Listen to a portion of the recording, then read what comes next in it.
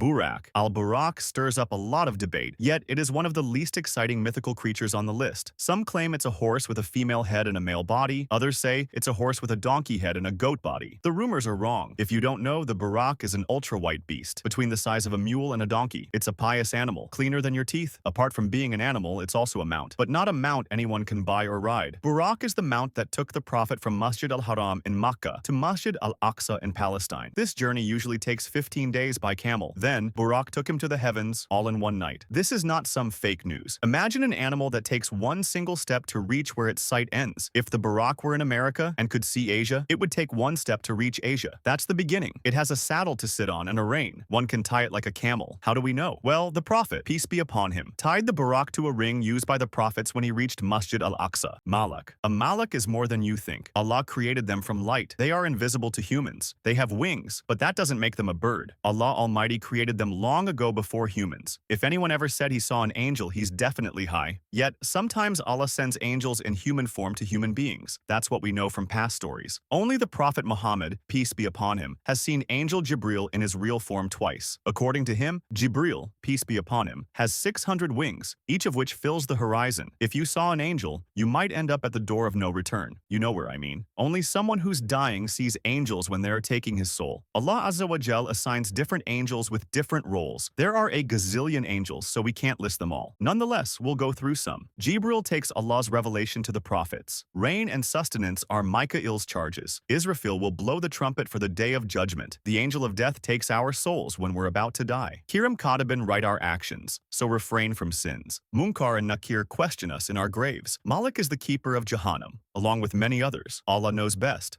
Yajuj and Majuj. Many people think Yajuj and Majuj are two destructive beasts. Yajuj and Majuj are two tribes from the children of Adam. They will emerge close to the day of judgment. They're much larger in number than humans. Allah knows best. They existed at the time of Musa, peace be upon him, in the era of a kind king named Dhul-Qarnayn. They lived in a valley between two mountains. Together, they harmed people and took their belongings. Praise be to Allah, they're now blocked. When Dhul-Qarnayn traveled to the valley, the people there spoke a different language, yet they managed to talk to him. They said, "O Dhul-Qarnayn, indeed, Yajuj and Majuj are corruptors in the land. So may we assign for you an expenditure that you might make between us and them a barrier?" He replied, "What my Lord has provided for me is far better. But assist me with power, and I will build a barrier between you and them." He asked the people to bring him the blocks of iron so he could make the barrier between the people and Yajuj and Majuj. And thus, Yajuj and Majuj try to climb over the fence or dig under it. Yet it's impossible. They went from people fighters to fence fighters. Dhul-Qarnayn then said to the people, "This is a mercy from my Lord. But when the promise of my Lord comes, he will make it. That is the barrier, level, and ever is the promise of my Lord true." The Prophet, peace be upon him, said Allah will remove the barrier for Yajuj and Majuj near Prophet Isa's return. They'll go back to people fighter mode. Yajuj and Majuj will then be set free. This will happen close to the day of judgment. Then Allah will reveal to Isa to escape with the believers to a mountain. Yajuj and Majuj will be so many that humans cannot survive them. The Prophet, peace be upon him, told us they would pass by an ocean. They will consume every drop of water until it turns arid. When the last of them passes by the ocean, he will say, "There used to be an ocean here." They'll begin to destroy Earth's inhabitants. By the time they kill everyone on Earth, they won't realize Isa and the believers are hiding on a mountain. Out of arrogance, they'll boast to themselves, "We've defeated the people of Earth. Now, let's defeat the people of the heavens." So they'll shoot arrows into the sky. Allah will make the arrows return covered with blood, making them think they've killed the angels. During that time, Isa and the believers will struggle with food.